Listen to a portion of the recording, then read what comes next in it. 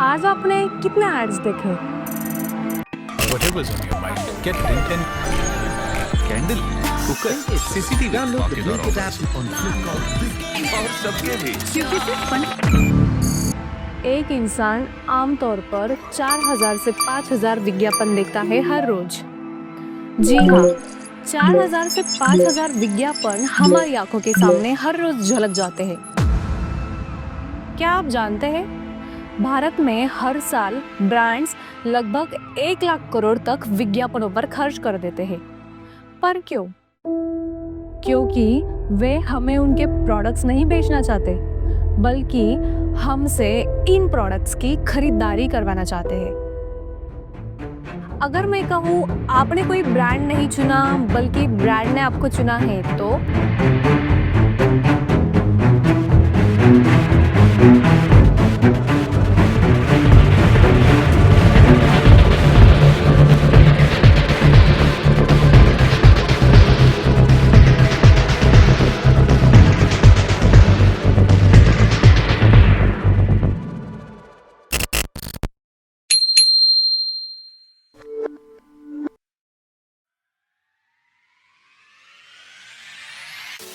भारत की ब्रांडिंग यात्रा सदियों पुरानी है, जहां व्यापारियों ने हाथियों और गाड़ियों के निशान यानी ट्रेडमार्क्स के रूप में पहचान बनाई थी। औद्योगिक क्रांति के बाद यूरोप यूएसए में ट्रेडमार्क, लोगोस और पैकेजिंग ने ग्लोबल ब्रांड्स को जन्म दिया। रेडियो टीवी के जमाने में जिंगल्स, पालेजी गर्ल जैसे कैरेक्टर्स ने भावनाओं से जुड़ाव का रास्ता खोला। भारत में 1960 में अमूल गर्ल जैसे कैरेक्टर्स ने और टेस्ट ऑफ इंडिया, स्वाद भरे, शक्ति भरे जैसे टैगलाइंस ने घर घर पहचान बनाई, जबकि बाटा वटाटा टी ने लोकलाइज स्टोरी टेलिंग से भरोसा कायम किया। 1990 के बाद विको टर्मरिक, नही कॉस्मेटिक और वॉशिंग पाउडर निरमा जैसे कैंपेन्स ने ग्राहकों के दिल को छुआ और डिजिटल युग में जोमैटो ने मीम्स और सोशल एंगेजमेंट से सीधा जेनजी का साथ बहा लिया। ग्लोबली कोका कोला ने शेयर और कोक के माध्यम से पर्सनलाइजेशन में अपनापन जोड़ा। नाइकी ने जस्ट डू इट से हर किसी को प्रेरित किया और डव की रियल ब्यूटी ने सुरक्षा व आत्मस्वीकृति पर जोर दिया। लेकिन साल 2000 के बाद मार्केटिंग की दुनिया में एक असली क्रांति आई। न्यूरो मार्केटिंग ने ग्राहकों के कॉग्निटिव प्रोसेसेस और अनकॉन्शियस निर्णयों को समझकर काम करना शुरू कर दिया।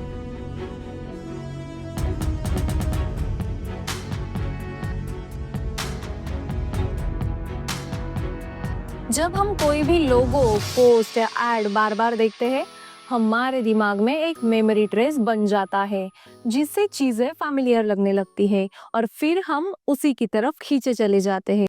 इसे कहते हैं मेयर एक्सपोजर इफेक्ट। जैसे जैसे झलक बढ़ती है, हमारी पसंद भी बढ़ती है और फिर वह लोगो, एड या पोस्ट हमें नया नहीं लगता, वह अपने जैसा लगता है और इसी अपने जैसे लगने की वजह से हमारा दिमाग उसे तुरंत एक्सेप्ट कर लेता है। यही होती है रिपीटेशन की ताकत, जो दिखती नहीं है लेकिन है बहुत ही पावरफुल। जब आपके सबकॉन्शियस ने हाँ बोल दिया, तो आपका फैसला अपने आप ही ऑटो पायलट मोड पर चला जाता है।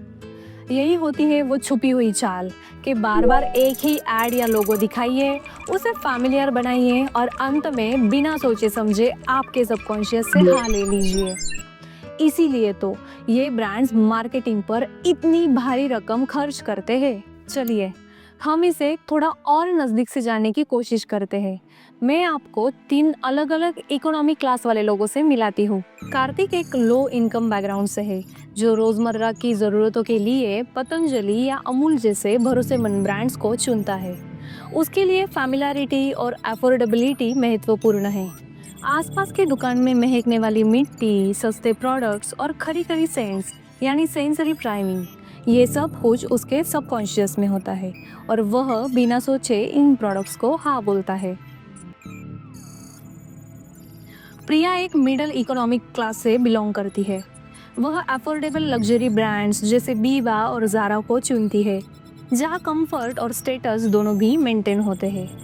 इंस्टाग्राम और यूट्यूब पर बार बार दिखने वाले विज्ञापन, सिग्नेचर जिंगल्स और लोगो फैमिलियरिटी उसका अनकॉन्शियस ऑटो पायलट चालू कर देते हैं और फिर वह उन्हीं ब्रांड्स को चुन लेती है। समीर एक हाई इकोनॉमिक क्लास से है जिसे पसंद है लुई विटॉन जैसे ब्रांड्स। उसके लिए exclusivity, craftsmanship and curator experience मायने रखते हैं। पर स्टोर्स की dim light, soft music, personalise greetings और स्पेशली डिफ्यूज सेंट, इन सभी के साथ उसका सबकॉन्शियस उसे इन लग्जरीज से और भी बिलोंगिंग महसूस कराता है। इन सभी से आप न्यूरो मार्केटिंग की गहराई तो देखिए। डेटॉल अपनी इमोशनल जिंगल से मदरहुड की भावना जगाता है।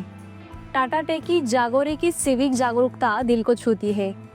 बर्बरी, रेमंड, आइकिया के स्टोर में सुगंध, स्पर्श, संगीत, रोशनी, इन सब को खास तरीके से डिजाइन किया जाता है ताकि आपको लग्जरी फील हो। जैसे ही आप पेटीएम से पेमेंट करते हैं तो वो पेटीएम करो वाली आवाज, वो हल्की सी वाइब्रेशन और स्क्रीन एनिमेशन, तीनों मिलकर आपके दिमाग में भरोसे और पहचान की छाप छोड़ देते हैं।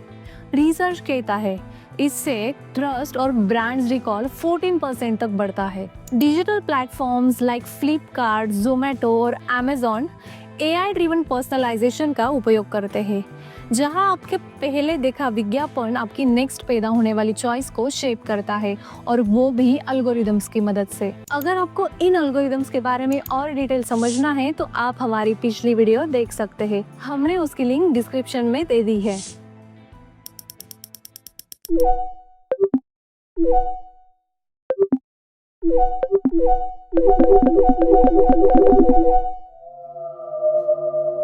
जब आप किराने का सामान लेने सुपरमार्केट जाते हो तो वहाँ एक पूरा मनोवैज्ञानिक जाल बिछा होता है जो आपकी खरीदारी को कंट्रोल करता है। शुरुआत होती है रंगों यानी कलर साइकोलॉजी से। रंगों का हमारे दिमाग पर गहरा असर होता है, इसीलिए ये ब्रांड्स इनका बहुत ही सूझबूझकर इस्तेमाल करते हैं। लाल और पीला रंग तुरंत ध्यान खींचते हैं, जैसे लाल ऊर्जा और जल्दबाजी जगाता है और पीला खुशी और उत्साह फैलाता है। यही कारण है कि फास्ट फूड ब्रांड्स इनका सेल या ऑफर के लिए खूब प्रयोग करते हैं। ताज़ा फल या सब्जियां सबसे पहले एंट्रेंस के पास रखी होती है ताकि आपको स्वस्थ महसूस करवाकर आपका चेतन मन शांत कर सके। दूध, अंडे या ब्रेड जैसी जरूरी चीजें बैक एरिया में रखी गई होती है, जिससे आपको पूरे स्टोर की चक्कर लगानी पड़े, और बीच में जो शेल्फ आए वहाँ आप कुछ ना कुछ जरूर खरीदें। इतना ही नहीं, शेल्फ लगाते समय आंखों की ऊंचाई को ध्यान में रखा जाता है। जहां आपकी नज़र सबसे तेज ठहरेगी वहां हाई मार्जिन प्रोडक्ट रखे जाते हैं। स्टोर का लेआउट हर बार चेंज किया जाता है और प्रोडक्ट्स की जगह भी बदल दी जाती है ताकि आप थोड़ा भटके, रुके और ज़्यादा समय उस स्टोर में बिताएं। जब आप रास्ता भूल जाते हो तो आपकी अटेंशन बढ़ जाती है, आप कई नई जगहों पर नज़र डालते हो। ऐसे में आप वो चीज़ें भी देख लेते हो जिनकी आपको ज़रूरत नहीं थी और फिर आप उनको खरीद लेते हो। जब आप 799 या 999 जैसे दाम देखते हैं तब आपका दिमाग सबसे पहला अंक पढ़ता है, यानी 799 को 700 जैसा महसूस करता है, जबकि असल में वो लगभग 800 ही है। यही होता है लेफ्ट डिजिट इफेक्ट, जहां आपका दिमाग पहला नंबर देख के परसेप्शन बना लेता है। स्टोर में ओनली 3 लेफ्ट, ओनली 5 लेफ्ट, ऐसा कई सारी चीज़ों पर लिखा होता है, जिससे आपके दिमाग को सिग्नल मिलता है कि अगर सब बेचे गए तो हमारे पाने का मौका छूट जाएगा। यही तो है फोमो यानी फियर ऑफ मिसिंग आउट, एक मनोवैज्ञानिक जाल जो आपके दिमाग पर दबाव डालता है जल्दी फैसले लेने के लिए, भले ही आपको उसकी ज़रूरत ना हो। जब स्टोर में आपको बहुत सारे ऑप्शंस हो, जैसे 50 फ्लेवर की आइसक्रीम, तो दिमाग उलझ जाता है। इसे कहते हैं हिक्स लॉ, जितने ज़्यादा ऑप्शन उतना ज़्यादा सोचने का दबाव, और जब दिमाग थकने लगता है तो आप वही चुनते हैं जो आपको आसान लगे, चाहे वो आपके लिए सही हो या नहीं। ये सब इतना कंटिन्यूअस और स्वाभाविक है कि आप सोचते तक नहीं है। ये सब रणनीतियाँ आपके फैसले खुद ले लेती है। असल में आप अपने निर्णय खुद नहीं ले रहे, इन ब्रांड्स ने आपके मस्तिष्क में हर एक चीज़ के लिए हाँ लिख दिया है।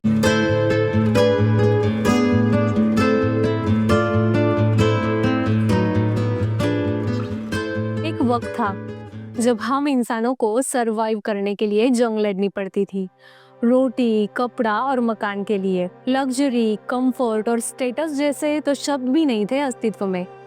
दरअसल हमने बहुत ही मैसिव चेंज को विटनेस किया है। हमारी पीढ़ी वो लकी पीढ़ी है जिसने पार्ले जी से लेकर बरवन तक का सफर तय किया है।